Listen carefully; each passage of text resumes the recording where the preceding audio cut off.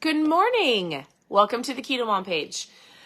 It's been a great morning. It's been a great morning because I like to say I own my mornings. How about you? So, a couple things. We're going to go through this. We're going to talk about our morning. We're going to talk about our evening. We're going to talk about our routine. But I just was answering some messages, and I just got two really sweet messages from two amazing ladies that I met on social media. We met on social media. They started drinking ketones. They became promoters. They have changed their lives. And I say that because I got two sweet messages right before I came on live. One of them from a mom. She lives in Tennessee. We've become very good friends. And she said, you know what, Steph? She said, people need to define their success, right? Her and I chat back and forth, and they made a big decision in December. They saw the trajectory of where their life was going. We're going to get to this book because it really has to do with both of these ladies this morning. And we were chatting this morning, and she goes, hey, Stephanie, in December, my husband and I sat down, and we saw the trajectory of where our life was going with our boys, and we didn't like it. So we decided we wanted a change. And she said that, and I thought, how many people, number one, take the time to sit back with their spouse or even themselves and go, just analyze where your life is going. You are where you're at today because of choices, right? And don't beat yourself up. Like, you're at where you're at today. And how many people grumble and complain and they don't like where their life is at, but they don't want to put in the work. And she said, so we sat down together in December, and I remember having the conversation with her. Steve and I, my husband, got to help walk them through this. And she goes, we were nervous. We were scared. We didn't like where things were going, but we knew we needed a change for our family. So they did. They made a change. They made a significant change with her being a mom, becoming a stay-at-home mom, homeschooling her boys, like being intentional. She started taking care of her health more. I say all of that because she said today, she goes, Steph, I finally feel like, listen to this, it's super important. I finally feel like I have ownership of my day and our life and what we wanted in December. Today, she was like starting to tear up, and she goes, this is what I wanted. I feel like I know where we're going with our boys. These are the things that needed to happen. Like, I feel like I'm owning my day and my life and the relationship with my kids. And guess what? As she's telling me this, I'm thinking that took her 6 months to get into some type of routine. It took her 6 months to get into this ebb and flow of this new change, right? And if you're tuning in and you're brand new, welcome. Welcome to the KetoMom page. This page started out with recipes. It has evolved over 8 years, just like my friend's life has evolved over 6 months because she knew she needed a change. My husband and I he knew he needed a change and wanted to lose weight 8 years ago. And we started to change. And guess what? It wasn't overnight. So my friend today said, hey, I'm so happy. She goes, it's not the success in some areas, and that might have to be financially, some other things they're working on, but she goes, I feel like I'm having success. This is what success means to me. And it took her 6 months to get from there to here. And I want you to know something. Some of you don't like the trajectory of the life, or the path that your life is on, and it might just be in your health and fitness. Like I don't like where my health is going. I don't like. Guess what? It's time for a change. Just like my friend did. It wasn't overnight. So, and she's still working on it. But she said from here, December till today, she made significant change. And it wasn't easy. If you watched the live yesterday, we talked about the old school merry-go-round, where like you are pushing and you're pushing, right, in order to get momentum. I'm going to show you. And when you do, and you stick with it, you will have momentum that will that will go into the rest of your life. This thing right here, right? Yesterday we talked about the power of big momentum, that it doesn't just show up, it shows up when you put in the work. And so I'm so proud of her. I also had another friend that messaged me. She lives in Georgia. I met both of them online here. And she's like, Stephanie, I did it. I woke up this morning and I owned my morning, which is so crazy that both of these ladies messaged me right before I decided to come on here and talk to you, because I'm going to talk to you about a routine power. And I will tell you that she said, hey, I got up in the morning and I owned my morning. She said, I did all of my personal development. I worked on myself, my mindset, my workouts, all of the things before I checked my phone. She's winning her morning, and that's what we're talking about this morning. Thank you so much, Crystal. You're so sweet. Hey, so tell me, when somebody tells me how their morning's going, I get energized by other people's joy. Like, I love to see people winning. You want to know what? I've had people say to me, if you look at our life in business, I don't feel like everybody has a different definition of success, right? Whether it's in your relationships or your finances or your physical health, other areas of your life. I've had people ask me, hey, Steph, when are you gonna let go? Like, when are you going to ease up on your business? When are you going to, not check out, but I've had people kind of say in my business world, like, do you feel like you've arrived? And I say, no. Like, to me, success really isn't a number. And my success in our family's business and in life, something that my husband and I said years ago, even before this company, even before the KetoMom page, before anything, is we said one of our missions in life is to help families live healthy, faith-filled lives. That has been like a mission statement for our family, to help families live healthy, faith-filled lives. And to us, healthy means in their relationships, in their spiritual walk, in their finances, in their health. Faith-filled lives. And I will never stop doing that, because I won't arrive to an end, right? To me, success isn't really isn't like an amount of money. To me, everyday success is when I get messages from you that tell me I owned my morning. Hey, I did this. Or, hey, here's where my family was and here's where we're at. Like, I love to see people pursue better and to achieve it. And that doesn't come with a dollar amount, and that doesn't come with a number. Like, the reason I will always keep doing this or showing up for people is because I was that mom that somebody needed to believe in before I believed myself. Like, we had people, specifically I've had people my whole life. I've been blessed with mentors. I've sought them out, just so you know. Like, let me tell you this. Sometimes you might feel like, we're going to get to the book, I promise. This might be long, but sometimes you might feel like, I don't have anybody. Like, I don't have a group of people. I don't have a mentor. I don't have somebody that believes in me. Guess what?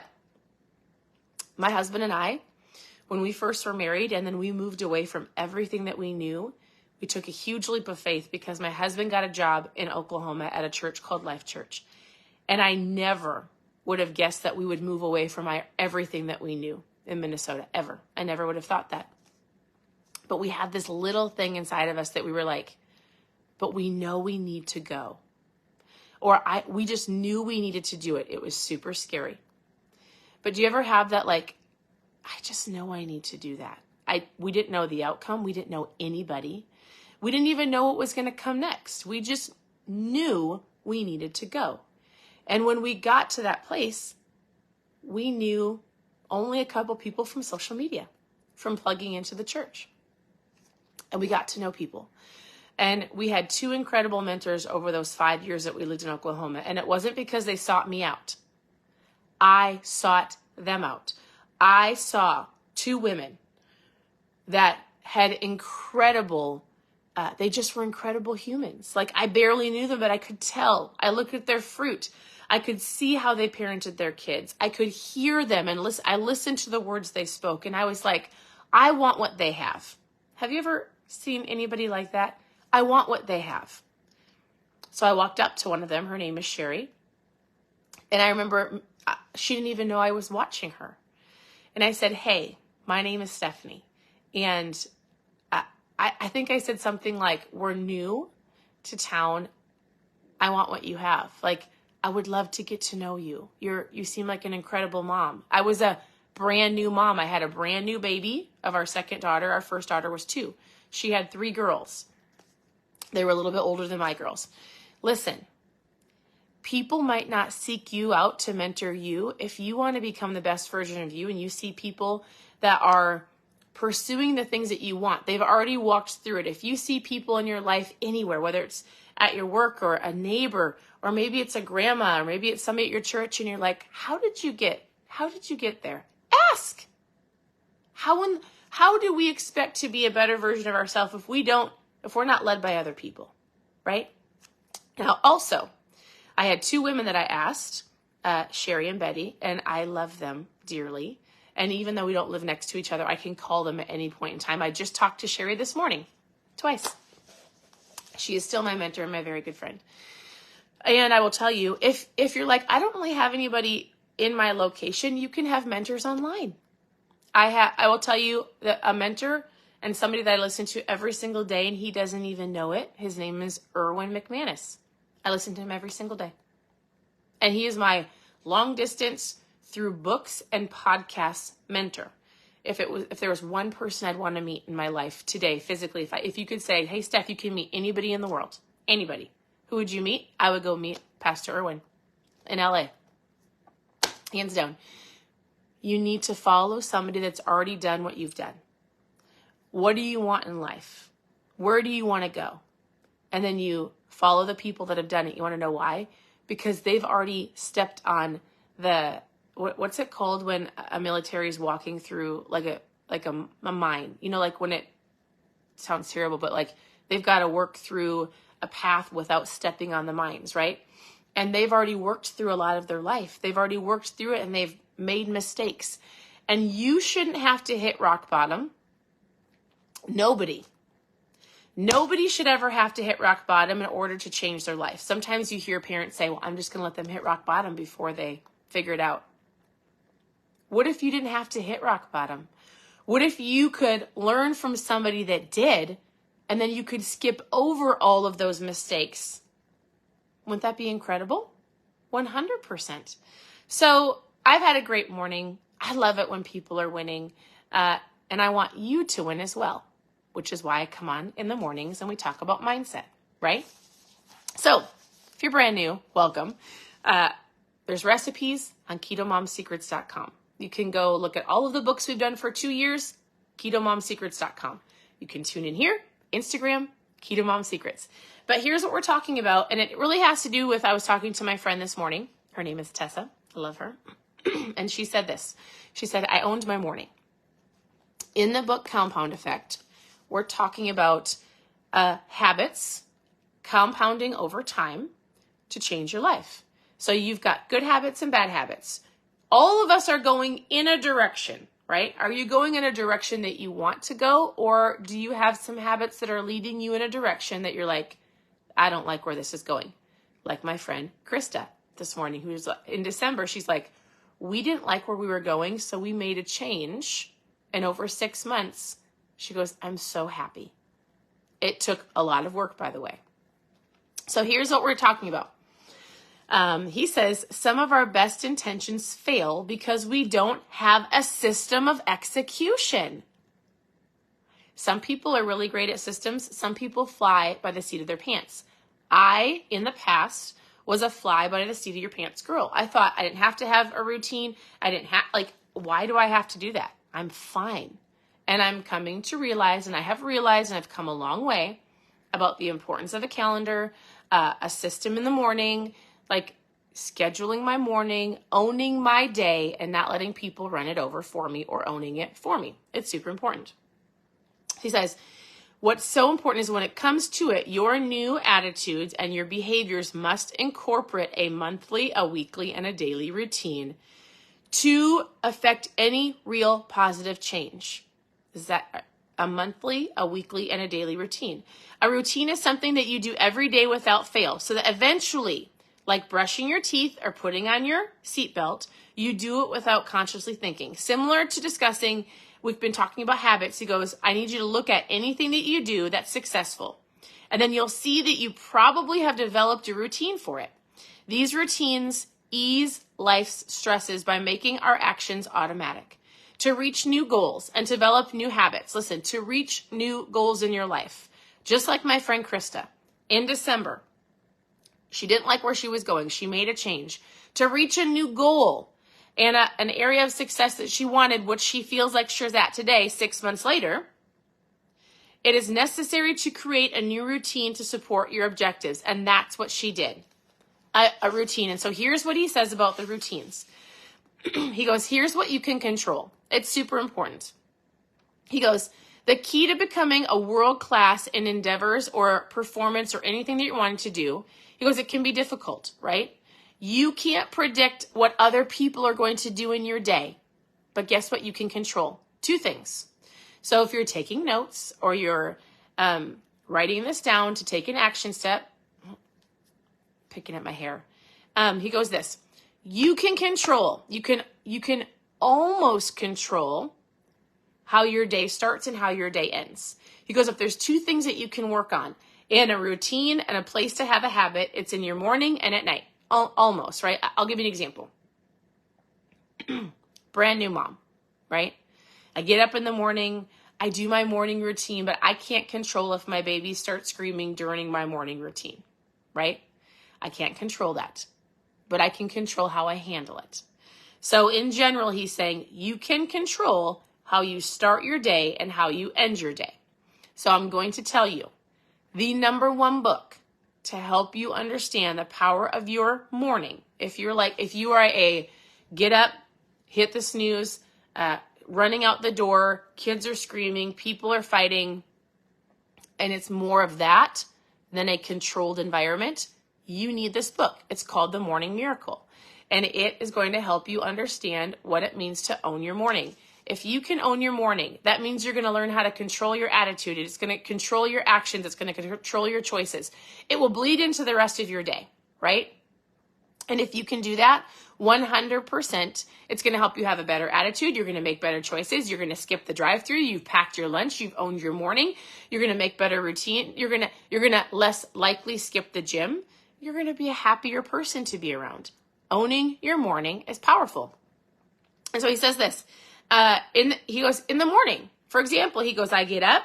The first thing I do is I think about the things I'm thankful for. If there's one thing that I have read in any self-development book, it doesn't matter if it's Jim Rohn, it doesn't matter if it's Hal Elrod, it doesn't matter if it's Darren Hardy, it doesn't matter if it's, who's the man that wrote Think and Grow Rich? Incredible authors of so many incredible books that I have read, right? And guess what? All of them have said, one of the first things I do in the morning is I get up and I have an attitude of gratitude. A happy heart, a thankful heart, guess what?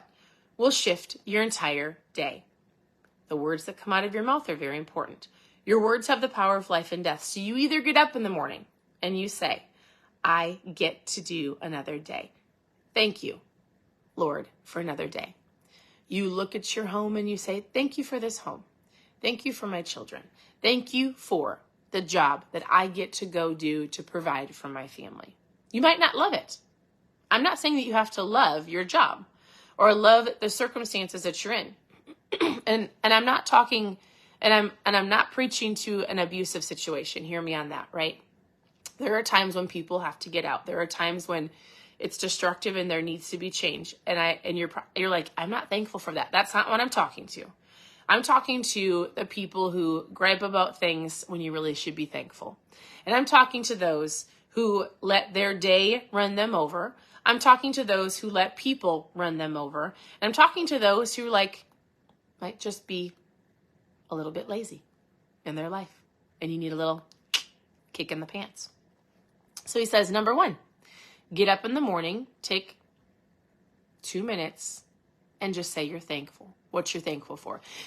Excuse me. If you really want to go above and beyond, you get out a journal and you write down 3 things you're thankful for. Hey, congratulations to the rebooters. I'll cover that at the end. Y'all are amazing. I did a live in the other group that we're coaching you on. So congratulations. Congratulations. All right. So number 1, he gets up and he has gratitude. Number 2, he says, I get up and I do something odd. He goes, but I love this. I send one person a message that I love. Might be a text message, right? On Messenger and say, hey, I'm thankful for you. Or I love you. Or here's what I see in you. What if you sent one message every single day to somebody to encourage them? Did you know, have you ever heard this? What you give, you have forever. If you want something in your life, go give it.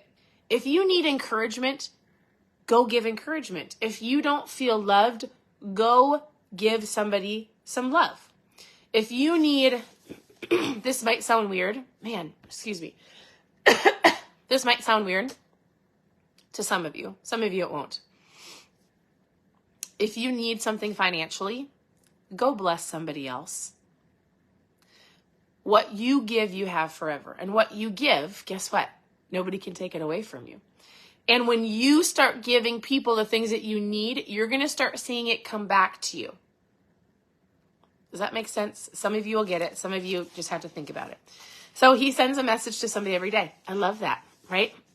Lori, you're so sweet. Thank you. Lori says she's thankful for me. I'm thankful for you. I say your name on here all the time. All right. He says, 3rd, I think about the number 1 goal and decide what 3 things I'm going to do today to move closer to that goal. So he has his goals written down. He's like, hey, what are the things I'm going to do today? And listen, I'm not going to go through his entire morning routine, but he has a morning routine. I do too. And it's outside of like brushing my teeth, but it's my personal mindset. It's reading my Bible. It's answering questions. It's plugging into my team. Like I have my morning before I start my morning with my kids, right? So he says this, when you start your morning and you own your morning, you're going to set your attitude up to go throughout your day. I can't control other people's actions and neither can you. I can't control if somebody comes in with a crabby attitude, if my child wakes up crabby, or if something comes broken in my Amazon box. I can't control if I go to the store and somebody yells at me. I can't control if I get honked at on the road. I can't control if somebody else is late. I can't control other people. But what I can control is my morning for the most part. I can control my attitude throughout the day. I can choose to either react towards other people and choose to have a bad day or respond appropriately. And I can control the end of my day. And he said, if you do that, it's important to cash out your day's performances. He says, compared to your plan for the day, he says, compared to your plan for the day, how did it go?